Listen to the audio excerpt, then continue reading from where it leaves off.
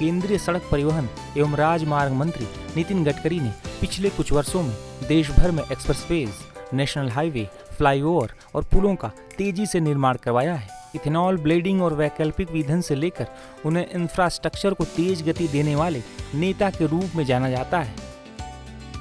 वहीं बीते बुधवार को केंद्रीय मंत्री Nitin Gadkari times network India economic conclave 2025 कार्यक्रम में पहुंचे थे। इस दौरान उन्होंने एक सवाल के जवाब में देश भर में बनाए जा रहे हाईवेज और टनल के बारे में भी कई जानकारियां दी। When we talk about the national highway network under Bharatmala Pariyojana, the targets have been achieved, but people are wondering what next. What is going to be your next focus area? Actually, now we are developing Green Express Highway. For example, I am giving you the example, you starting from Manali, going to Rohtang Pass. The previously time period was 3.5 hours. Now because of Atal Tunnel, it is only 8 minutes. And after coming to that Atal Tunnel, we can come to Ladakh and Leh, where we are already developing 8 tunnels and road. Already work is going on. Then Ladakh, Leh to Srinagar, the Asia's biggest tunnel, Jojila, 80% work is completed. And that after Jojila, we have already inauguration of tunnel, that is Jhedmore tunnel. Now it called as the Sonbarg tunnel. Sonbarg tunnel is the name of the tunnel now. It's open. And coming to Srinagar, we are developing 36 tunnels. Out of which 24 we have already completed. And there is work is going on 8 to 9 tunnels. And by which, before coming to Jammu, there is Delhi-Katra Express Highway. That is from Amritsar and Delhi. So Delhi to Amritsar will be 4 hours. Delhi to Katra will be 6 hours. And Delhi to Srinagar will be 8 hours. And coming to Delhi by Dwarka Express Highway, going to this Delhi-Mumbai Highway, going to Surat, we are developing new road, new Green Express Highway from Surat to Nashik, Nashik to Ahmednagar, Ahmednagar to Solapur, Solapur to Kurnool, and Kurnool to Trivandrum, Cochin, Hyderabad, Bangalore, Chennai, Kanyakumari.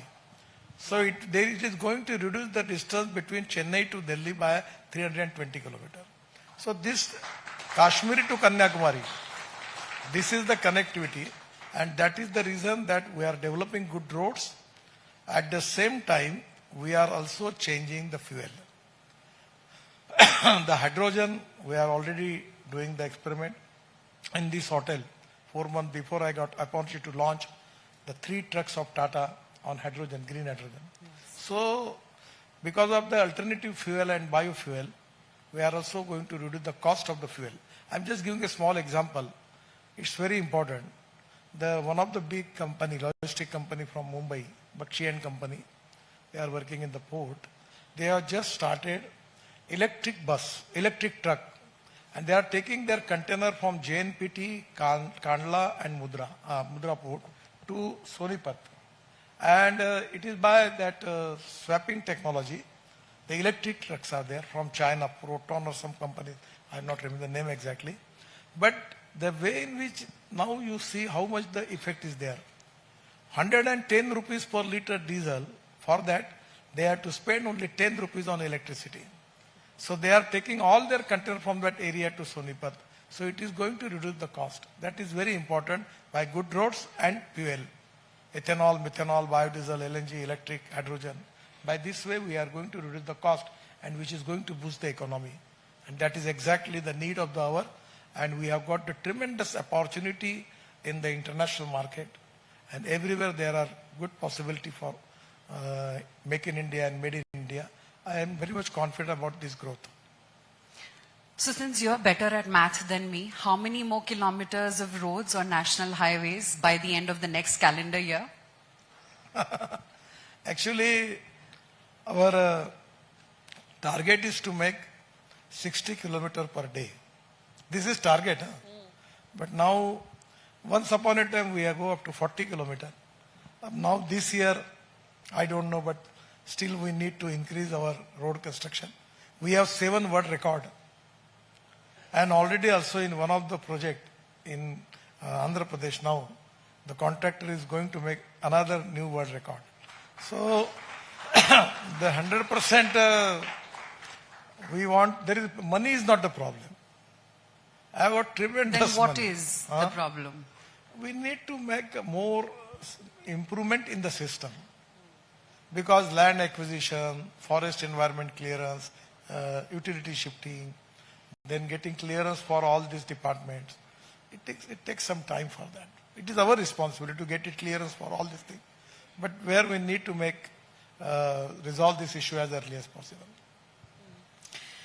You know, some people would say that there is record speed in setting the targets, but are we building fast at the cost of quality?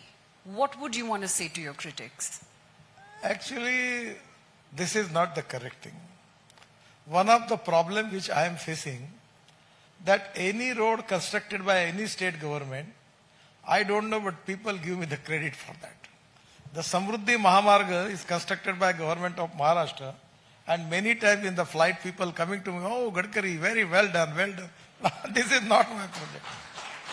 The problem, It's always well done, then yes, there's no those problem. in the social media, so 70% of the problems which are already, they have given addressing to me and my department, they are not related with me. I am only responsible for national highway. I am not responsible Delhi roads. I am not responsible municipal roads, Delhi state government roads. But people are making responsible me for everything, and that is to be the problem. Sometimes they are giving me the credit of the state government, and sometimes unnecessary, without any concern, they are giving discredit to me. That is to be a problem. बुरा भी बोलते हैं आपको flight में आके. नहीं, वो कम है.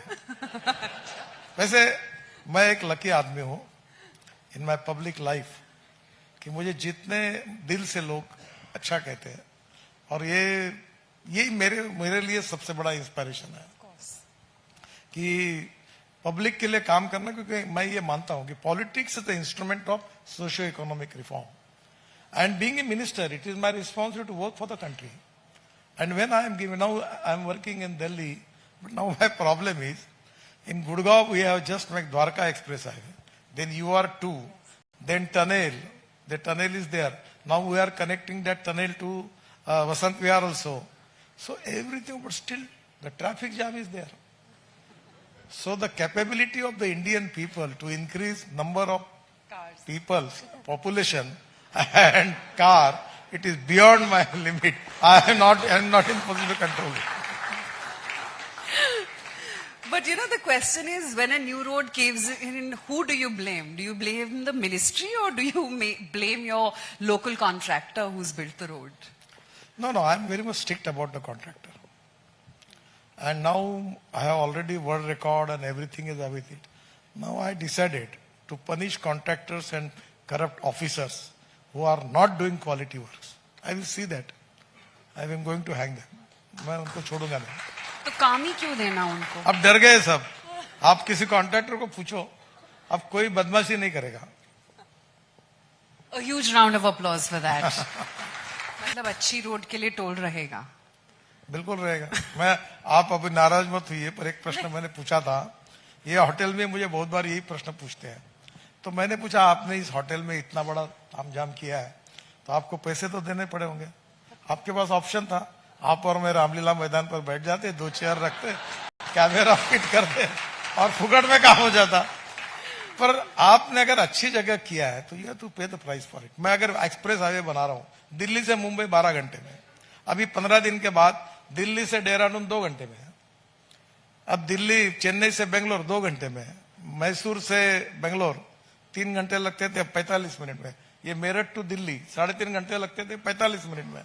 तो लोगों को जब ट्रैफिक जाम से मुक्ति मिल रही है, प्रदूषण से मुक्ति मिल रही है, थोड़ी जाम से मुक्ति मिल रही है, तो कहीं ना कहीं तो थोड़ा पेमेंट भी तो करना होगा. नहीं, I only asked because आपने बोला capital abundant है, so I said then why the toll? नहीं, अब उसको भी हमने बहुत कम कर दिया. अभी लोग फील नहीं करते. देखिए, अभी ये जो हमारी 3,000 रुपए में पास आई है, 200, तो एकदम. दूसरी बात अभी हमने ये किया है कि आप जहां से जाओगे वहां नंबर प्लेट और फास्टैग दोनों इमेज खींचेगा, और जहां से निकलोगे तो पहले आपको 2 टोल के बीच में अगर आप 20 किलोमीटर भी जाते तो 60 किलोमीटर का टोल देना पड़ता था। अब आपको जितना कैलकुलेशन होगा उतना ही टोल देना है, तो that is also the saving for the people. Sir, एक पिज्जा कंपनी थी, जब उन्होंने इंडिया में लॉन्च करा तो अगर 30 मिनट से ज्यादा टाइम लगता था डिलीवरी में तो पिज्जा फ्री हो जाता था। अगर टोल नाके पे 5 मिनट से ज्यादा वेट करना पड़े तो क्या टोल फ्री होगा? आपने अच्छा प्रश्न पूछा। मैंने आज ही राज्यसभा में उत्तर दिया है कि 26 दिसंबर समाप्त होने के पहले टोल के ऊपर 0 टाइम लगेगा। आप 60 to 80 किलोमीटर स्पीड से जाकर निकल जाओगे, ना कोई आपको रोकेगा, ना कोई टोकेगा, ना गाड़ी रोकेगा। वो कैमरा फोटो निकाल लेगा, आपके बैंक अकाउंट से पैसे निकल जाएंगे। ओके। और दिसंबर के पहले टोटल 1000 टोल है, 300 प्राइवेट लोगों को दिए और 650 टोल जो है वो हमारे NHAI के हैं। हमने पहले 10 प्रोजेक्ट ऑलरेडी अवार्ड कर दिए हैं और मैंने कहा कि 1 साल के अंदर खत्म करो सबको। पूरी सिस्टम ये हम नई टेक्नोलॉजी के साथ जोड़ देंगे, तो मुझे लगता है कहीं रुकने की जरूरत ही नहीं। 0 टाइम। परफेक्ट। आप तो 5 minute, 1 second, 40 second, 30 second, no time. आप 80 किलोमीटर के स्पीड से निकल जाओगे। Great. Look forward to that. But sir, highway construction, that seems to have slowed this year. And please correct me if I'm wrong. थोड़ा slow हुआ है। पर क्यों? ऐसा हुआ कि ये जो भारतमाला प्रोजेक्ट था उसमें करीब 3000 करोड़ तक निर्णय करने की अधिकार हमारे डिपार्टमेंट में थे, और अभी क्या हुआ कि भारतमाला कैंसिल हो गया और 2011 में हमको 1000 करोड़ रुपए का अधिकार था। तो नेचुरली हमारे 90% प्रोजेक्ट जो होते हैं हमको हमारे डिपार्टमेंट में 2 कमिटियां है, फिर फाइनेंस की कमेटी है, उनकी 2 कमेटी है, फिर कैबिनेट में जाता है। तो प्रोसीजर अब बड़ा होने के कारण थोड़ा प्रोजेक्ट सब क्लियरेंस करते समय थोड़ा देरी होती है। अब ये 18% GST भी है उसमें, तो 1000 करोड़ में तो वो भी लग जाता। तो हमारा हर प्रोजेक्ट 3000, 4000, 5000, 6000, 8000 करोड़ के है, तो नेचुरली इसके कारण थोड़ा ये होता है। तो फंडिंग एंड क्लियरेंसेस बेसिकली। नहीं, सिस्टम में जो प्रोसीजर है तो वो सब जगह जाता है, फिर तो जहां जाता है तो वहां ज्ञान भी मिलता है। नई बात पूछी जाती है, बताई जाती है। जैसे कि लास्ट क्या नई बात पूछी गई? बहुत कुछ। सरकारी लोग बात पूछने में माहिर होते हैं। हाँ। इसकी जरूरत है क्या? अच्छा। ये फ्लाईओवर नहीं बनाया तो चलेगा क्या? चलेगा। अनेक प्रश्न आते हैं। फाइनेंस वाले वगैरह उनका काम ही होता है, तो पूछते रहते हैं। अभी मैं इस होटल के नीचे एक टनल बना रहा हूँ। नीचे होटल के बाजू अच्छा, से हाँ। ये जो ताल कटोरा स्टेडियम से गुड़गांव तक, अरे अभी निर्णय नहीं हुआ है, अध्ययन शुरू हुआ, उसका DPR बना रहे, फिर तय करेंगे। 6 लेन एक तरफ, 6 लेन एक तरफ, और वो पूरा गुड़गांव के बाहर निकलेगा। तो ये जो रोड है, अभी मैं ही तंग आया हूँ। मैं दिल्ली को इतना ही जानता हूँ कि ये होटल के समोर से पहले मेरे को एक ही दिल्ली की जगह बहुत मुकदगत हो गई थी, 2 लाख वाह। रोज सुबह शाम जब आता था मैं फ्लाइट से तो यही रुकता था। तो पहले मैंने किया तो मुझे डिपार्टमेंट ने कहा कि ये NH नहीं है, तो मैंने बोला हम काम नहीं कर सकते। बोला अच्छा ठीक है, तो NH कहाँ है? वो ब्रिज है ना वहाँ 2 लाख के आगे जाके, वहाँ ब्रिज उतर गया, खत्म होता है। तो बोला ये सिंपल काम है, इसको ताज पैलेस तक करा दो। मैंने बढ़ा दिया लेंथ, यहाँ तक लेके आया। अब उसके कारण धौला कुआं निकल गया। अब धौला कुआं का प्रॉब्लम इन लोगों को पूछो कितना था, अब सॉल्व हो गया। अब वो कोने पे पुलिस स्टेशन है, तो पुलिस स्टेशन में वो पुलिस वाले मुझे बोल रहे हैं कि हमको हमारी भी बिल्डिंग जा रही, वो भी बना दो, नई भी बिल्डिंग बना दो, क्वार्टर भी बना दो। अरे मतलब कोई गुनाह कर रहे हो क्या हम लोग? तो अभी चल रही बात, अभी वो मिल जाएगी तो कॉर्नर जो है उधर का वो भी उड़ा देंगे। हम तैयार है उनका काम 20 करोड़ करने के लिए, तो वो भी वहां से थोड़ा ट्रैफिक जाम कम हो जाएगा। मुंबई में भी आप ऐसे कुछ कर सकते हैं है ना? मुंबई में 55 फ्लाईओवर्स मेरे समय बने हैं, वर्ली बांद्रा थोड़ा बने। और अभी मैं Mumbai Delhi express highway JNPT तक जा रहा है, और अभी वो नया हाईवे बनने के बाद ये जो वेस्टर्नली बाईपास है जो सायन से आता है ना पूरा माइम से, तो इसमें सीलिंग भी आगे बढ़ रहा है विरार तक, और हमारा भी मुंबई दिल्ली हाईवे जाएगा। तो थोड़ा सा इसमें होगा, पर देखो गलतियां होती है। मैंने नागपुर में अभी नीचे में रोड, ऊपर में फ्लाईओवर, ऊपर में मेट्रो, पहली बार एक ही पिलर पर। फिर ये बात देवेंद्र जी को भी मैंने बताई थी, पर ये प्रूवन बात नहीं थी। तो उन्होंने मुझे कहा कि अगर ये वेस्टर्नली बाईपास पर जो मेट्रो हो रही है, ये अगर हम करते तो शायद हमको और डबल लेन हो जाती थी। पर अब मैं पूना में 50,000 करोड़ के 4 फ्लाईओवर बना रहा हूँ, 50,000 करोड़ के। उसके 3 पूरे टेंडर भी आ गए, और उसमें नीचे में रोड, ऊपर में फ्लाईओवर, उसके ऊपर में फ्लाईओवर एक पिलर पर, और उसके ऊपर में मेट्रो। तो पूना से अहमदनगर जाने वाला रोड, पूना से सोलापुर जाने वाला रोड, पूना से सातारा जाने वाला रोड, फिर चाकण शिक्रापुर तळेगांव वाला रोड, तो सब जगह पर अभी हम लोग ये 3-3, 4-4 लेन के बना रहे हैं, क्योंकि इतना ट्रैफिक है कि उसके सिवा कोई पर्याय नहीं। अब ये टेक्नोलॉजी प्रूव हो गई तो अब करेंगे। Moving on to e-challan, sir. It seems only 30% of e-challans are recovered. Is enforcement failing, you think? देखिए, आप एग्जैक्टली क्या मुझे पूछना चाहती हूँ, मैं थोड़ा समझ नहीं। मैं यही पूछना चाहती हूँ कि ई-चलान्स की जो रिकवरी है वो अभी सिर्फ 30% पे बताई जा रही है। That is what facts and figures are saying. क्या रिकवरी फेल हो रही है किसी तरह से, और हो रही है तो क्यों हो रही है? पहले बात तो आपकी बात सही है, पर अभी हमने एक नया नियम बनाया। क्या? जो इसलिए बनाया कि टोल पर कोई आदमी टोल लेते हुए भाग जाएगा और पैसे नहीं भरेगा तो क्या करना। तो हमारा वाहन पोर्टल है, वो गाड़ी बेचेगा। जैसे मैंने बजाज में बताया अधिकारियों को, मैं महाराष्ट्र में एमएलए था, मंत्री था, तो कोई भी बोलता था एमएलए हॉस्टल रूम चाहिए, मैं चिट्ठी देता था, महाराष्ट्र से उतरना चिट्ठी देता था। और जब मैं फॉर्म भरने के लिए गया एमपी का, तो मुझे बोलो एनओसी लो। एनओसी लाया तो 7.5 लाख रुपए मेरे ऊपर लायबिलिटी निकली। तो मतलब मैंने तो कुछ नहीं किया, बोली ये चिट्ठियां दी तुमने, इसका किराया। तो अभी हमने सिस्टम ये की कि वाहन में तभी रजिस्ट्रेशन होगा, गाड़ी तभी बेच पाओगे जब पुराने सब ड्यूज क्लियर करेंगे। तो उसको आप कानून में ला रहे हैं। तो आपकी गाड़ी बेचने के पहले आपको जितना कुछ आपकी लायबिलिटी है वो भरनी पड़ेगी, तब वो आप ये कर पाएंगे।